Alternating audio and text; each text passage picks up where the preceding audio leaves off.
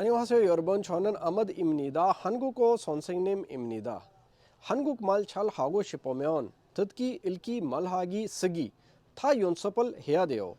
우리는 말하기 하고 듣기는 어떻게 하죠?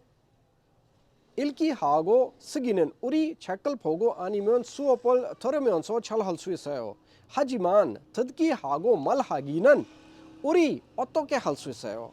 우리나라에 한국 사람 너무 많으면 우리 맨날 이야기하고 잘 할 수 있어요. 하지만 우리나라에 한국 사람은 많지 않아요. 그래서 우리는 한국 드라마 보면서 말하기 하고 듣기는 잘 할 수 있어요. जी दोस्तों, किसी भी ज़बान को सीखने के लिए उसके जो चारों हिस्से हैं ना, उस पर अबूर हासिल करना ज़रूरी है, जिसमें रीडिंग है, लिसनिंग है, राइटिंग और स्पीकिंग है।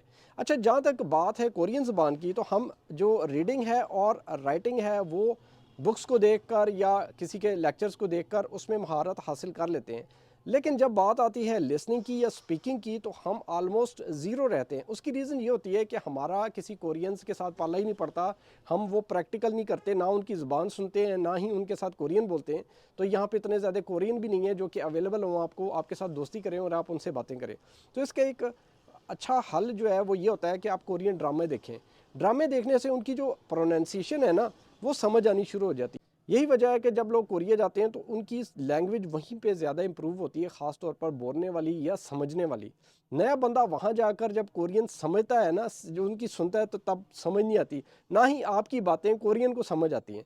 तो उसकी रीज़न ये होती है कि आपने उनका जो ओरिजिनल लहजा है उसको नहीं सुना हुआ यहाँ पे रहते हुए, ना ही आपने उनसे बात की है। तो अगर आप कोरियन ड्रामे देखते हैं ना, तो कोरियन ड्रामे देखने से बड़ी जल्दी आप कोरियन ज़बान सीखना शुरू कर देते हैं, बोलना शुरू कर देते हैं, समझना शुरू कर देते हैं।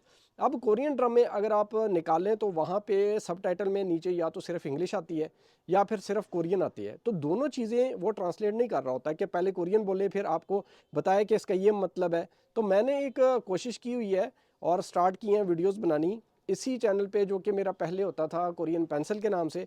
उसका पेंसिल नाम को इतना अच्छा नहीं आ रहा था तो उसको मैंने चेंज करके पेन कोरियन रख दिया है। यानी दोनों मेरे चैनल हैं, कोरियन पेन और पेन कोरियन।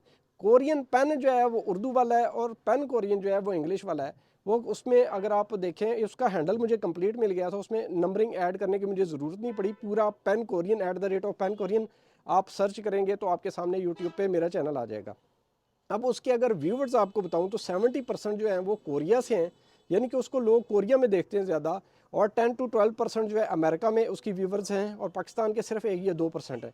तो आप लोग उस चैनल को देखें, उसमें मैंने बहुत सारी चीज़ें ऐड की हैं। एआई वाली वीडियोस भी हैं जिसमें एक कार्टून कैरेक्टर जो होता है वो अपने काम करता है, साथ में उसकी ट्रांसलेशन होती है। पहले कोरियन में बात करता है, फिर वो इंग्लिश में ट्रांसलेट करता है। इसके अलावा ड्रामों के क्लिप्स मैंने निकाल के उसको आपके लिए, आप लोगों के लिए, वो उसकी कोरियन भी आती है नीचे और फिर उसकी इंग्लिश ट्रांसलेशन भी आती है।